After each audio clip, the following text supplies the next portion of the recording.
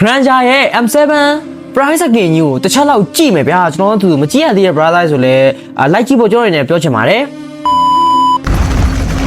scale effect တွေဘယ်လောက်ထိမိုက်မလဲပြီးတော့ animation လောဆက်တော့ဗျာ animation effect ကြီးကတော်တော်မိုက်တယ်ဟောဟေးဟေးလုံးဝငကားကြီးမလားဒါကိုလိုရောတော်တော်မိုက်တယ်နော်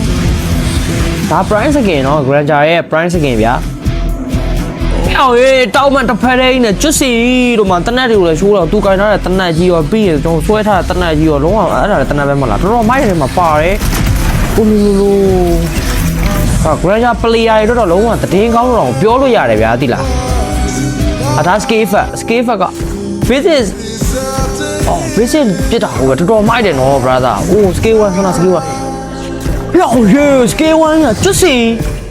scale 2ကဘယ်တော့တွေ့လာပုံမှာငကားလိုမူးလိုဗျာတက်လာတွေ့ရလားတော်တော်မိုက်တဲ့ထဲမှာပါတယ်ဗျာ ultimate လေးကြည့်မယ်တာကြီး ultimate လေးပြပါအောင် ultimate လေးပြပါအောင်ဟာယော ultimate ကြီးကအိုလို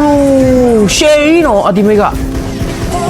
ဒီစကင်ရောဗျာဝယ်ပြီးတော့ဖောက်မယ်ဆိုတော်တော်မိုက်တဲ့ထဲမှာပါတယ်တော်တော်တန်ထဲလဲပါတယ်ဗျာဒါကြောင့်မို့ Granger player ရှိရဆိုတော့ဒီစကင်ကိုဗာလဲကျွန်တော်လက်မလွတ်ဖို့တော့ကျွန်တော်အနေနဲ့ပြောချင်ပါတယ်